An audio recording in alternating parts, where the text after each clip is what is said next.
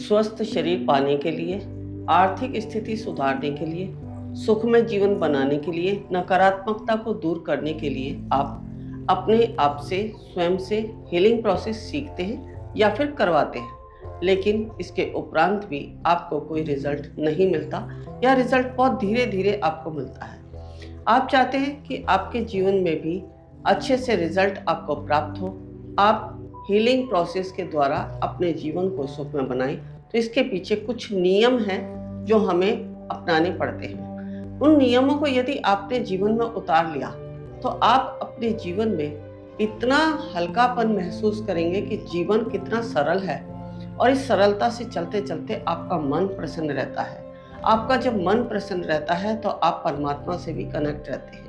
प्रत्येक व्यक्ति जो है परमात्मा से जब भी कनेक्ट होता है जब वह सुखी होता है। यदि आप दुख को ही दूर करने के लिए परमात्मा को याद करते तो फिर आप अपने स्वार्थवश परमात्मा को याद करें। लेकिन जब आप मन से प्रसन्न हैं और आपकी समस्त परेशानियां दूर होती चली जाती हैं, वैसे तो जीवन में परेशानियों का कभी अंत नहीं होता है, लेकिन फिर भी हम अपने द्वारा समय समय पर उनका सॉल्यूशन निकालकर अपने आप को उन परेशानियों से बाहर निकाल सकते हैं, क्योंकि परेशानियों में जानने का कारण भी हम ही हैं और परेशानियों से निकलने का कारण भी हम ही हैं। हम स्वयं से ही बाहर निकल सकते हैं और स्वयं से ही अपने दुखों को अपना घर बना सकते हैं।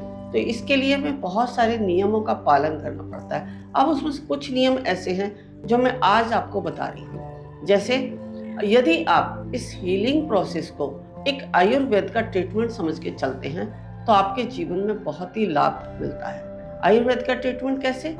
जैसे आप किसी से आयुर्वेद की दवाइयाँ लेते हैं तो वह आपको कितने तरह के परहेज बताता है, तभी वह आयुर्वेद की दवाइयाँ आपको लाभ करती हैं। यदि आपने परहेज नहीं किया तो वह दवाइयाँ जो हैं आपके जीवन में लाभान्वित नहीं करती हैं आपको। आप लाभ पाना चाहते हैं तो जैसे आप आयुर्वेद में थोड़ा उपचार और नियमों का पालन करने में सावधानी बरतते हैं, वैसे ही हमारा हीलिंग प्रोसेस भी हमारे स्वयं के बदलाव को चाहता है। अब स्वयं का बदलाव क्या है? पहली बात तो हम हीलिंग कर रहे हैं तो उसमें जो सबसे पहला नियम है उसमें क्या है कि आप अपने भाव यानी इंटेंशन आपकी इतनी स्ट्रांग होनी चाहिए कि आप स्वयं से ही अपना उपचार कर रहे हैं। दूसरा, आप किसके लिए किस समय पर कर रहे हैं, किस समय पर कर रहे हैं, और सामने वाले की जब आप हीलिंग कर रही है तो वो किस अवस्था में है। हमें ये बातें यदि ध्यान है, हम इनका ध्यान रखते हैं तो हम अवश्य ही इनसे लाभान्वित हो सकते हैं। अन्यथा हमारी हीलिंग या तो काम नहीं करेगी, और करेगी तो समय लगता है। अब समय लगता है तो आपका विश्वास टूट जाता है कि हीलिंग प्रोसेस जो है स्लो है, इससे हमारा उपचार ठीक तरह से नहीं हो रहा है। फिर आप दूसरे प्रोसेस की तरफ चले जाते हैं। ऐसे करते करते आप अनेकों प्रोसेस जीवन में अपना लेते हैं, लेकिन आप फिर भी उससे लाभान्वित नहीं होते हैं। क्योंकि अब देखिए, जो हीलिंग प्रोसेस है उसका कार्य क्या है? प्राण शक्ति को संपादित करना, यानी प्राण शक्ति का पूरे शरीर में संचार करना।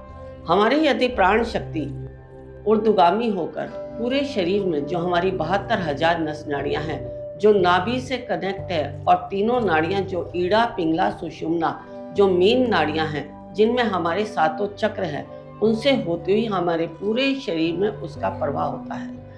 हीलिंग क्या करता है? हीलिंग भी आपकी प्राण शक्ति को ही क्योर करता है, आपकी प्राण शक्ति को उठाता है और प्राण शक्ति का प्रवाह पूरे नस नाड़ियों में फैलाता है। तो आप अपने जीवन में सब कुछ प्राप्त कर जाते हैं जिसकी आपको जीवन में आवश्यकता है, चाहे वह भौतिक आवश्यकता है, चाहे आपका स्वास्थ्य है, या फिर आपकी आध्यात्मिक यात्रा है। कोई भी अगर आप देखें कि हम किस क्षेत्र में हैं, हमें कब क्या करना है, इन बातों का यदि आप ध्यान रखते हैं तो आप अवश्य ही सफल हो पाते हैं। अब प्राण शक्ति की यदि हम बात करते हैं तो प्राण शक्ति क्या है? प्राण शक्ति किससे बनती है? प्राण शक्ति बनती है हमारा जो भोजन हम खा रहे हैं या पानी हम कैसा पी रहे हैं, उसके द्वारा हमारे शरीर में प्राण शक्ति का विकास होता है।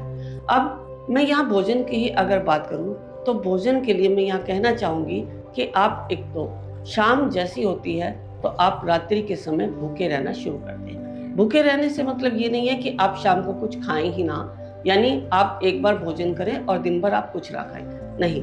आप सुबह के से लेकर शाम तक की मैं यहाँ आपको बताऊंगी कि किस तरह आपको अपने जीवन में भोजन को अपनाना है, भोजन को करना है और उससे अपनी प्राण शक्ति को किस प्रकार विकसित करना है। क्योंकि प्राण शक्ति ही है जो हमारे मस्तिष्क को भी ठीक रखती है, हमारे शरीर को भी ठीक रखती है, हमारे रोगों से भी हमें मुक्त करती है। और हमारा मन और मस्तिष्क यदि स्वस्थ है तो हम सभी प्रकार के कार्य कर सकते हैं, चाहे वह धन को अर्जित करने का है, चाहे हमारा भावनाओं का है यानी इमोशंस का है, चाहे हमारे कोई मेहनत करने का काम है, हम उन सबको कर सकते हैं। और दूसरा, यदि हमें जीवन में संघर्ष करने को मिल रहा है तो वह भी हम तभी कर पाएंगे जब हमारे शरीर में प्राण शक्ति का विकास होगा। और आपकी प्राण शक्ति ही अगर विकसित नहीं है तो आप कुछ भी नहीं कर सकते। अब हम फिर से अपनी उसी बात पे आते हैं कि आपको रात्रि में जो है भोजन नहीं करना है। अब भोजन नहीं करना का मतलब ये नहीं है कि आपको बिल्कुल नहीं करना। आपको भोजन जो है शाम के समय अपना 6-7 बजे कर लेना है। उसके बाद आपने उपवास करना है। उपवास का मतलब ये नहीं है कि आप जो है बिल्कुल ही नहीं कुछ खाएंगे पिएंगे। इसके लिए भी मैं आपको बताऊंगी कि आपको कैसे जीवन में अपने दिनचर्या को बनाना है और उससे अपने आप को स्वस्थ रखना है। क्योंकि जब आप स्वस्थ रहते हैं तभी आपका मन और मस्तिष्क कार्य करता है, अन्यथा नहीं करता। सबसे पहला हमें क्या चाहिए? स्वस्थ शरीर। तो स्वस्थ शरीर के लिए ही सबसे पहला विकल्प क्या है? भोजन। क्योंकि भोजन ही है जो हमारे शरीर को पौष्टिकता प्रदान करता है। भोजन ही है जो हमारे शरीर में ऊर्जा उत्पन्न करता है। भोजन ही है जो हमारी प्राण शक्ति को बनाए रखता है और रक्त के संचार को शुद्ध करता रहता है और उसको लगातार नस नाड़ियों में उसका प्रवाह होता रहता है।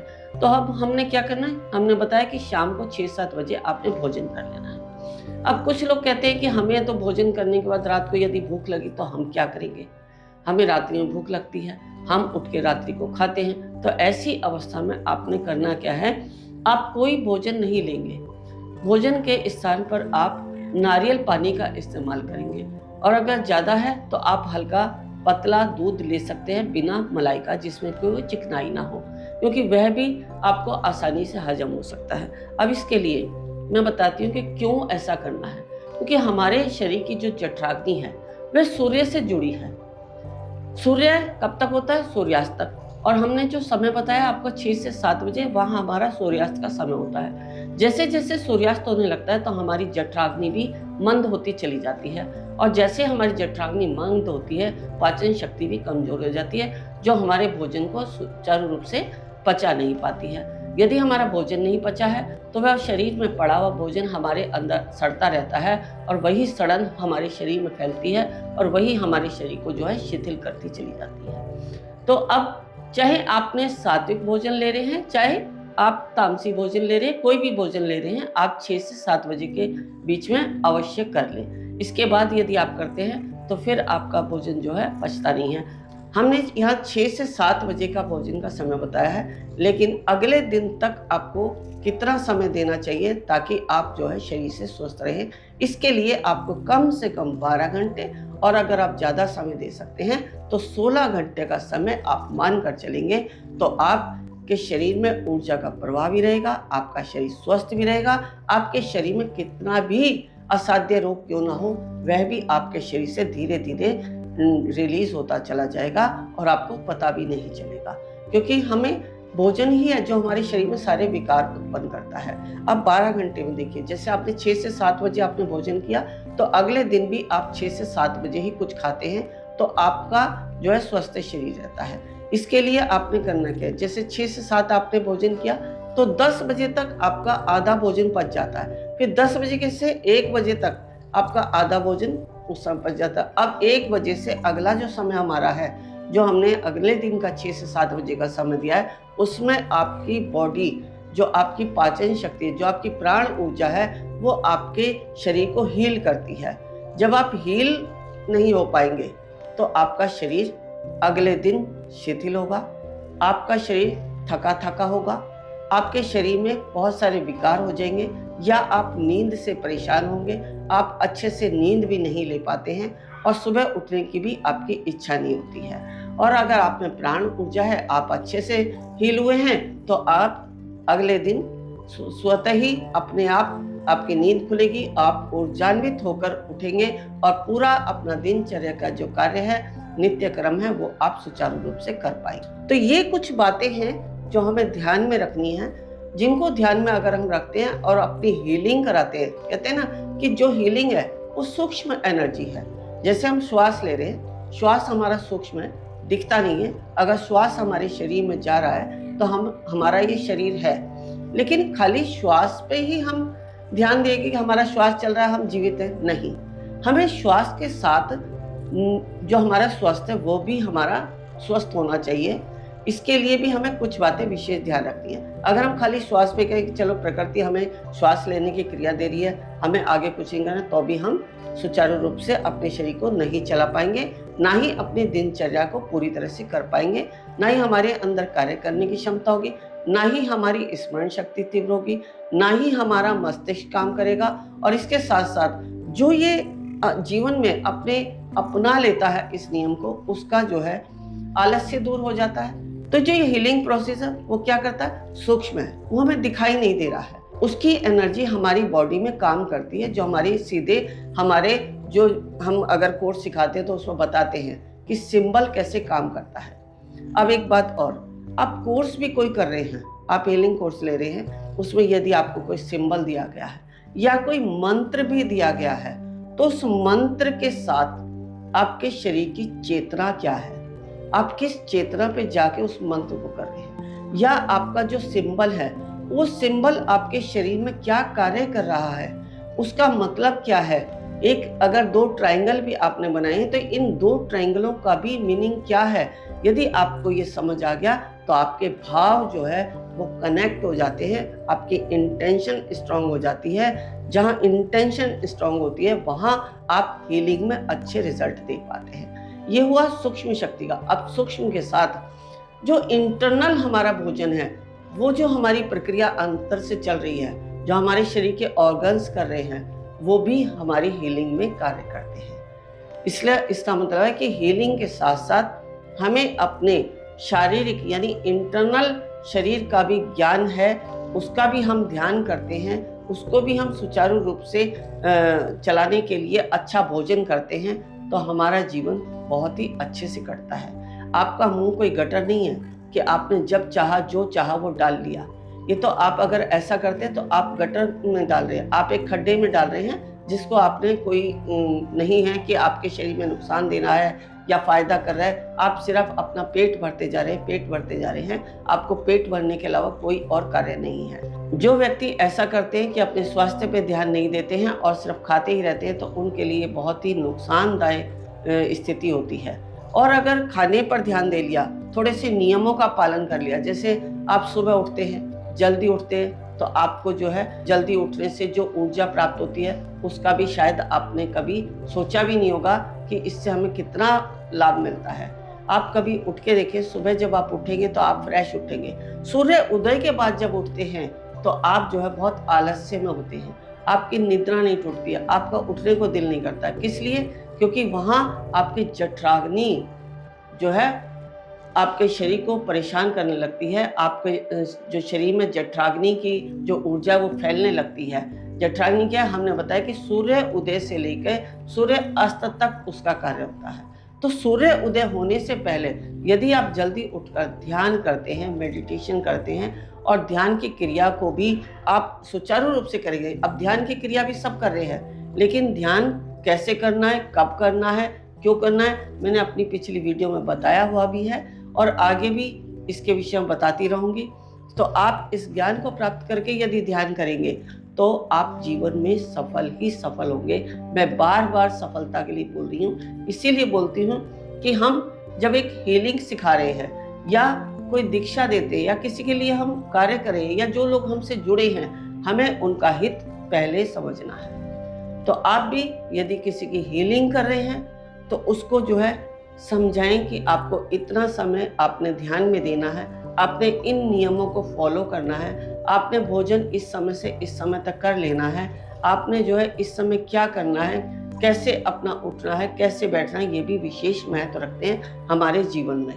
तो हमारा यही विषय है कि हमें पूर्ण रूप से स्वस्थ होना है, मन से प्रसन्न होना है, मस्तिष्क से प्रसन्न होना है, हमें मस्तिष्क में अपने स्पेस पैदा करना है, जिससे कि हमारे दिन भर में कितना ही हमें कार्य करना पड़ जाए, कितनी ही बातें हमारे दिमाग में आ जाए, हमारे जो है कितने ही विचार हमारे दिमाग में आए, उससे हमें स्ट्रेस ना हो। अब विचार भी दो प्रकार के होते हैं, एक पॉजिटिव, एक नेगेटिव। जो नेगेटिव हैं वो हमारे ब्रेन में जल्दी आते हैं। जैसे आप देखते हैं ना कि माइनस का जो साइन है वो बिल्कुल एक सीधी रेखा है और प्लस का जो साइन है वो क्रॉस है।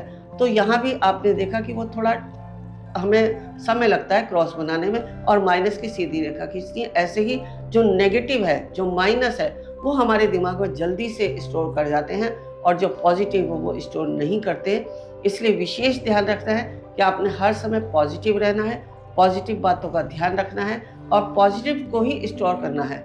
मुश्किल यानी जो मुश्किल है उसको अपनाना है, जो आसान है उसको छोड़ देना है। आज समस्या यही है कि हर व्यक्ति हीलिंग को बहुत आसानी से ले लेता है और ये समझते हैं कि बहुत आसान प्रोसेस है, इससे हम अपने जीवन की समस्त समस्याओं से बाहर निकल जाएंगे। लेकिन आप ये नहीं जानते कि इसके पीछे जो पॉजिटिव का निशान है वो हमारी दिन भर की दिनचर्या है, हमारा नित्य कर्म है या हमारी इंटेंशन है, हमारी भावना है। तभी हम आगे बढ़ पाएंगे, अन्यथा नहीं बढ़ पाएंगे। तो इतने आसान चीज़ों की तरफ मत जाओ, थोड़ा आप मेहनत करो, संघर्ष करो, तो आप इन चीज़ों को, यदि आप पॉजिटिव को अपनाएंगे तो जीवन में बहुत कुछ प्राप्त कर लेंगे। ये मेरा वादा है। और अगर फिर भी आपको कहीं पर भी इस हीलिंग प्रोसेस में कुछ नहीं समझ में आ रहा है या और भी इस तरह की कोई जानकारी लेना चाहते हैं कि हम ये हीलिंग कर रहे हैं, हमें इसकी हीलिंग से यहाँ ये फ़ायदा नहीं हो रहा है या इसमें क्या ऐसा हम करें कि जिससे हम इसको ज़्यादा से ज़्यादा फ़ायदा दें, तो आप मुझसे संपर्क कर सकते हैं। मैं आपका मार्गदर्शन अवश्य करूँगी, क्योंकि मेरा यही उद्देश्य है कि दिशा धाम जो हमने नाम रखा है वो दिशा दिखाने के लिए, यानी आपको दिशा दिखाकर आपकी दशा सुधारता है। और दशा कब सुधरेगी? जब आप मार्गदर्शन अच्छे से लेंगे। तो आप सभी से यही कहना चाहूँगी कि आपको जब भी भविष्य में या कभी भी मेरी आवश्यकता पड़े, मेरे मार्गदर्शन की आवश्यकता पड़े, तो आप निसंकोच कॉल कर सकते हैं या फिर व्हाट्सएप पर मैसेज भी छोड़ सकते हैं। हम मैसेज को देखकर भी आपको जो है रिप्लाई देंगे और आपकी जो जिज्ञासा है या जो आपकी गलतियां हैं या जो आप कर रहे हैं उसमें क्या आप नहीं कर पा रहे हैं, उसके लिए आपको जानकारी मिलेगी। तभी आप एक सफल हीलर बनेंगे, तभी आप शरीर से स्वस्थ रहेंगे, मन से स्वस्थ रहेंगे और मस्तिष्क से विकास करेंगे। तो आज यही हमारा विषय है कि सब हीलिंग प्रोसेस से लाभप्रद हो।